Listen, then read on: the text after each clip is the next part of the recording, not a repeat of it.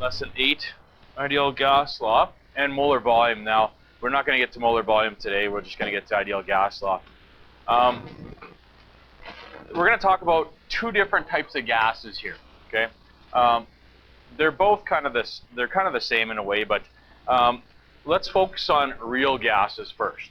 So, real gases. When I talk about real gases, we're talking about actual gas, like the oxygen in this room, nitrogen, fluorine, chlorine, if you had a container of that. What would it actually behave like? What do those real gases do? What are some of their properties? Okay, that's what we mean as real gases. Real gases, when you put them into a container, you're going to have some gas molecules in here, right? For example, let's pick out fluorine, for example. Okay, so fluorine, F2. What kind of forces are involved with fluorine? Who remembers from Unit 1? This is still important stuff, obviously. We're going to have midterm someday. F2, what kind of forces? Intermolecular forces, yeah. London is correct. Nonpolar, yes. So temporary dipoles attracting each other. When we have a bunch of fluorine in a container, there's going to be molecules of fluorine that are attracted to other molecules of fluorine. All molecules, remember, mostly have attractions to each other in some way, shape, or form. So we have some London forces here. This fluorine, for example, is connected to another one, and so on. So you do have attraction between molecules. In this case, you know, if we're talking about fluorine, it's London forces, it's temporary dipoles. Okay, not very strong, obviously, but there is an attraction between molecules. That's what a real gas does. Real gases have a size to them. If you were to actually pick out fluorine or hydrogen and you looked at that atom, it would take up a little bit of space. Yes, the atoms are really, really tiny. The molecules are really, really tiny. But they do occupy space. Okay, they do take up some space. They have a size to them. Okay. If we think about real gases, one of the things about real gases is, if we put them under pressure, we put a gas under pressure, let's say nitrogen, for example. We put it under a lot of pressure, what could potentially happen to that gas? Take a look at that. Molecules have attraction to each other. They're all compressed into a tiny space there. What is something that could happen potentially with this? What do you think? Sure. Yes. From a gas to probably the first state would be liquid. Yeah. This whole unit's about gases, yes? So maybe we shouldn't do that. That's probably bad. We don't want to change it to a liquid. That's a different unit. We want to keep it as a gas, okay? But real gases, if you put them under pressure, real gases will change into a liquid because you're pushing all the molecules very close to each other. And of course, like I said, there's lots of temporary attractions. And if they get packed close enough together, you're going to force them from a gas state into a liquid state. And so that could happen in this situation with any gas: hydrogen, nitrogen, oxygen, fluorine, chlorine, neon, argon, helium, etc., etc., etc.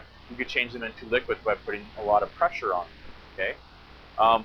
When else? So that's good. That's awesome. Next question would be, can you think of any other condition that would also perhaps change it into a liquid? Great. Temperature. What kind of temperature? Yeah. So low temperature, okay?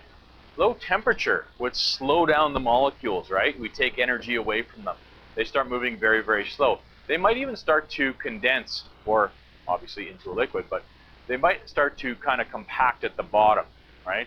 They start getting less and less energy. They move a lot slower. There's a chance that those slowly moving molecules will stay together longer, okay? Interact with each other more often. When they come to collide, they're not going to have enough energy to bounce off right away. They're going to come together and they're going to stay together for a little bit of time. And if you have enough of that happening, we definitely could get another liquid state here, okay? So that's what real gases do. Any gas, when I say real gas, I'm talking about like the oxygen in this air, okay? Or nitrogen, or fluorine, or chlorine. That's how real gases, or just gases, behave, okay? What we're going to do now is we're going to pretend that this doesn't happen, okay? So we're going to say, I don't want it to change into a liquid form. I want to keep it a gas no matter what, okay? So I'm going to pretend that this doesn't happen. Under high pressure, they don't condense into a liquid, and under low temperatures, they don't condense into a liquid, okay? Because if that happens, we don't have gases anymore. We can't really talk about pressure, and there's no relationship between those variables. So that's what we're going to pretend, okay? And we call that an ideal gas. Ideal gases are how we want them to behave, okay? That's the only difference really here. Ideal gas is a hypothetical gas. So it's oxygen that doesn't condense into a liquid. It's nitrogen that doesn't condense into a liquid when it's cooled down or put under a lot of pressure. So there's still gases that we're going to talk about, but we're going to pretend that they're not going to do that under those conditions. All ideal gases do not condense into a liquid when cooled. Theoretically, an ideal gas is made up of particles of zero size that don't attract each other, okay? So there's no attraction between them. Ideally, that's a hypothetical gas, okay? But if we pretend gases do that, there's a relationship that exists, a very good relationship. And it's basically been proven over and over again here. And it's called the ideal gas law. And there's a formula that goes with that we can have as a relationship. The other thing you have to keep in mind is you might say, well, geez, we're really making up all this stuff just so we can use this formula. No, in fact, it's true. In fact, we're going to do this in the lab. You're going to actually see the relationship here in the lab. If you do the lab very well, you will see that this is very, very accurate, this formula, okay? And that's just in our Chem 20 lab. This is not even a university lab kind of thing. This is just what we have here, okay? Under most normal conditions, a real gas behaves very similarly to an ideal gas. So under normal temperatures and normal pressures and all that other stuff, a real gas and a hypothetical gas or an ideal gas are very similar, okay? They behave very much the same, and there's a very consistent relationship between these variables here. The amount of gas, when I say amount, what do you guys think of when I say amount? Huh? Moles, sure. The moles of a gas, or the amount of gas molecules, okay? So the moles of gas can be related to the pressure and the volume and the temperature by using what we call the ideal gas law. This formula is once again on the back of your periodic table, as all formulas are. The only thing with this is there has to be specific units used with these variables. By the way, P is pressure, obviously. V is the volume. N is moles. R is, well, we'll talk about that in a second, and temperature is T, yes? So, but there is specific units, so please write this down right now. Pressure has to be in kPa for this formula to work. Volume has to be in liters. N, of course, is moles. Temperature, you guys know, has to be in Kelvin. I told you that the other day. All temperatures are in Kelvin for this, for the rest of your Chem 20 career, okay? And R, and we'll talk about R in a second, okay? So, pressure in kilopascals, volume has to be in liters, temperature has to be in Kelvin as always, N is always moles, R. So, R is what we call the universal gas constant, and what happened was they took lots of different gases, different temperatures, different pressures, different volumes, they studied all these gases, and they kept on coming up with the same number. And the same number happens to be 8.314, and the units to go with it are liters, kilopascals over moles, Kelvin. Okay? And if you notice, those are the units that I just wrote down on the board. Okay? Read that if you want to cancel them out. Okay? Liters, kilopascals, moles, Kelvin. Usually when I do the questions, I just put in 8.314 because liters, kilopascals, moles, Kelvin.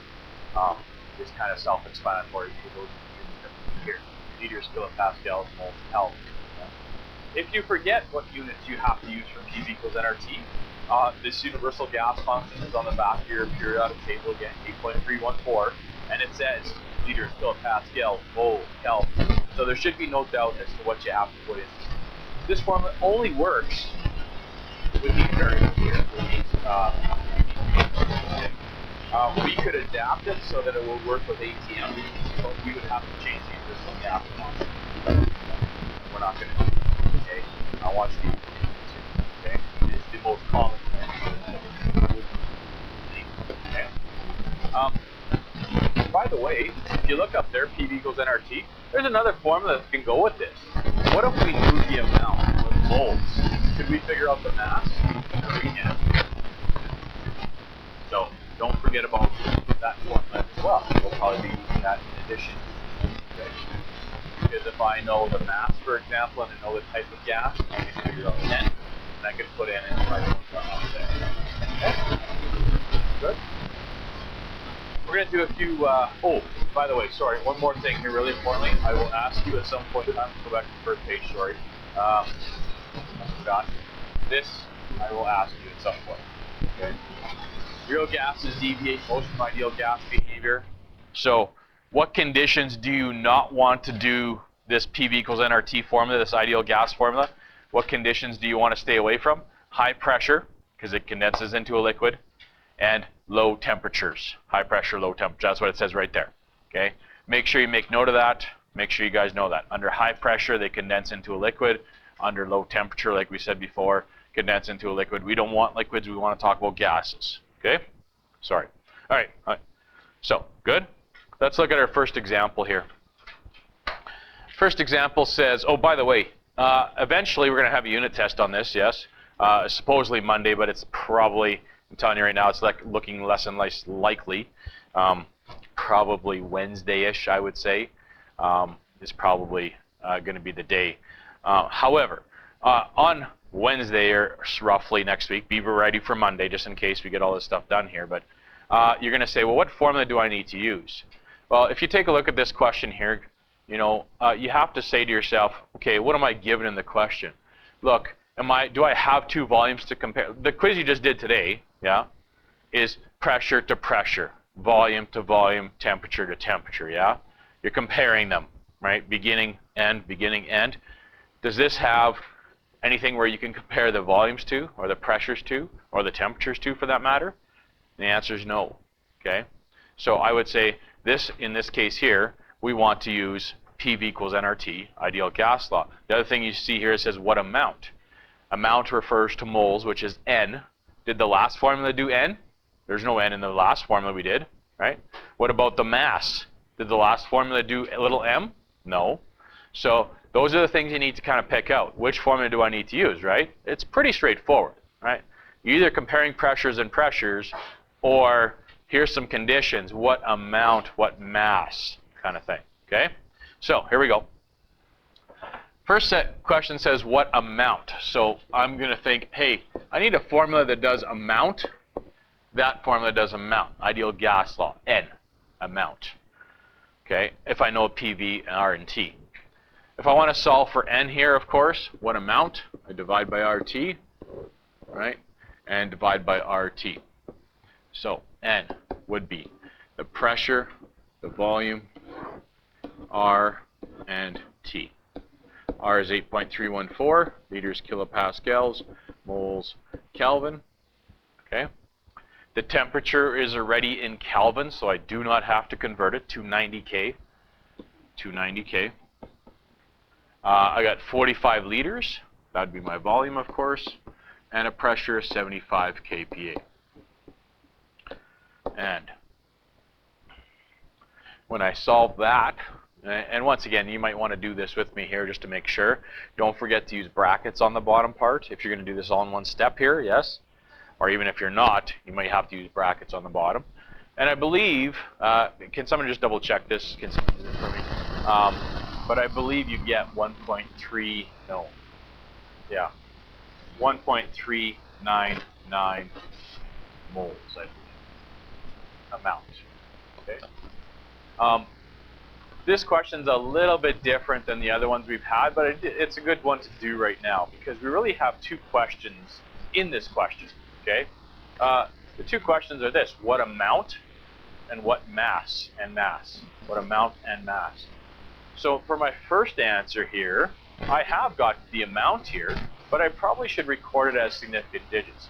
So what amount? If I'm answering this part here, I'd say, well, 1.4 moles would be my amount. Okay, 1.4 moles, significant digits. 2, yes, look, 2, 2, and 3, so I can only have 2 in my answer. What amount? 1.4 moles. The next part says, what's the mass of hydrogen gas? So I need to think, hey, if I'm looking for mass, oops, that's not fun. If I'm looking for mass, I know that the only formula that does mass for me is this one here. Yes?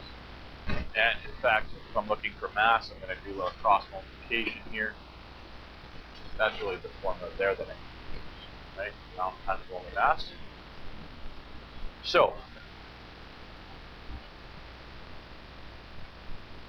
for the amount, don't take the rounded number, okay? Because of course we've rounded that number already to 1.4. That's my first answer.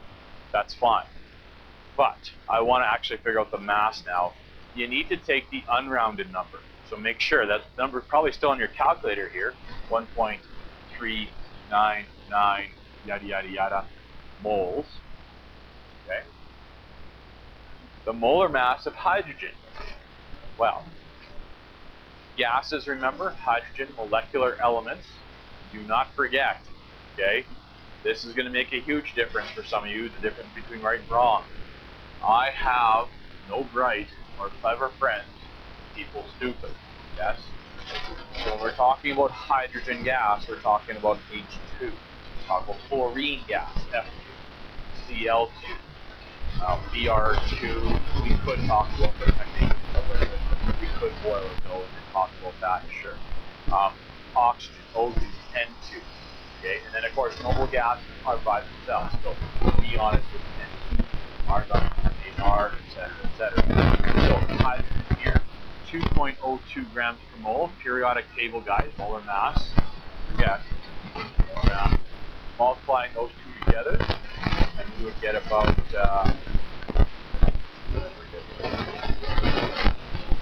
2.259 grams, roughly.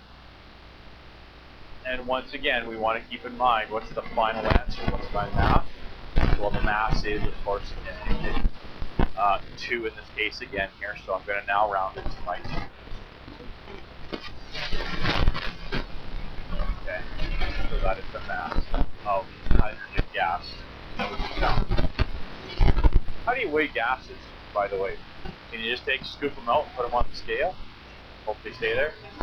Probably not good. How do you weigh gases usually? We're going to do it in the lab on Thursday. Weigh gases.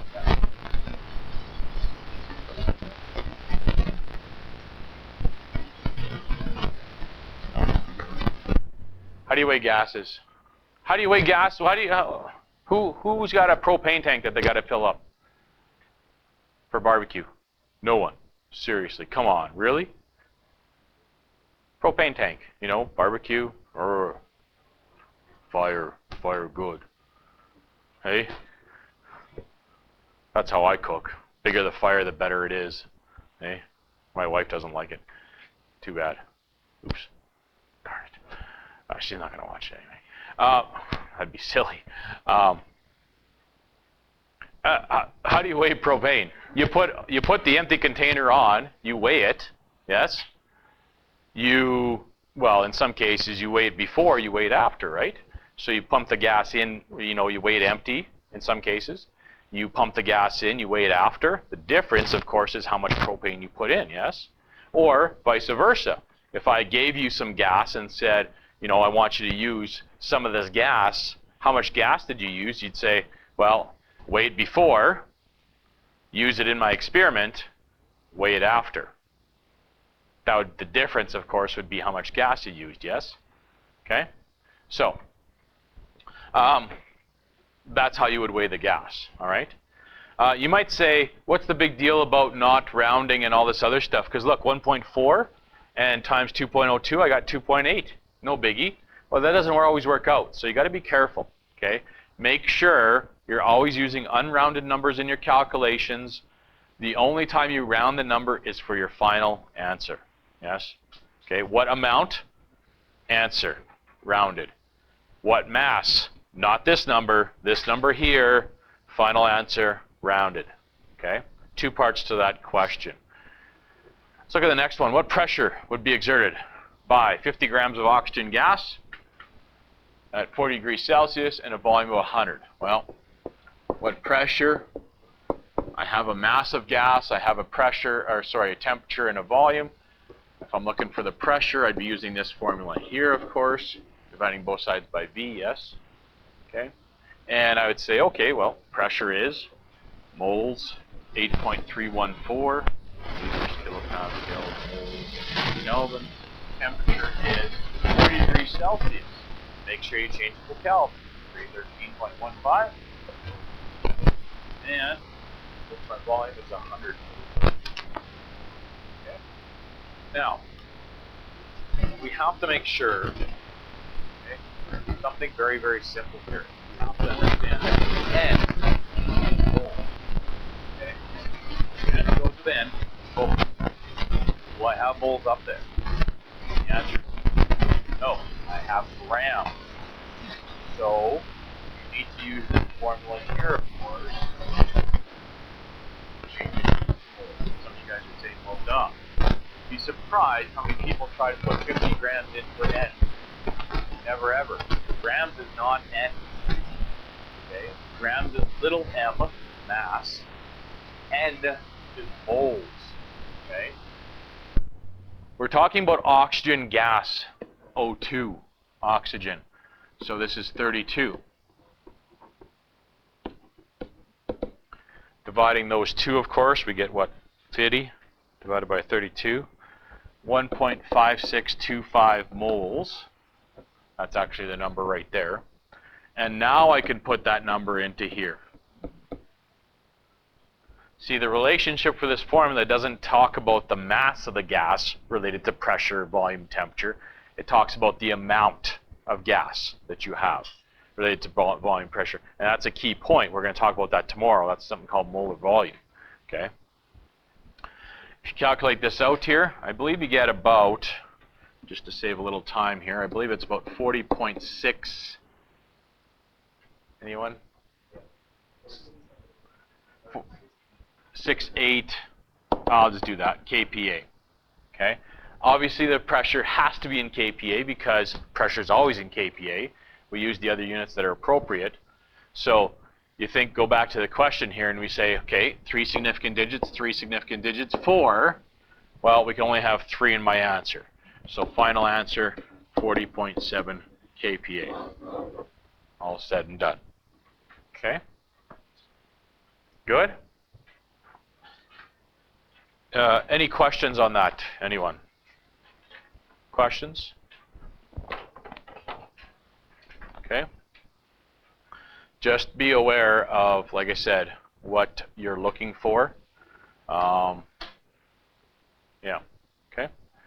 Now, I'm going to give you a worksheet today on this stuff here, and you guys can have some time to work on that. Just a reminder, though, this worksheet's going to have some conversions for you again, so a little practice there. 50 kilograms, for example. Make sure you change that back into grams before you start sticking numbers in. There is one that says something about 600 meters cubed of air. 600 meters cubed, and you're like, meters cubed, whoa. Back the truck up for a second. You didn't tell me anything about meters cubed. That's not on the list. I know, but it's right in there. It says that 1 meter cubed is equal to a kiloliter. So if you had 600 meters cubed, you'd have 600 kiloliters. Now you can change it into liters if you had to. Yeah? So it's all there for you, but it'll make you think a little bit. And there's some good conversion stuff on there as well. Okay? So just so you guys know, let's have this done. We'll have this worksheet done for tomorrow.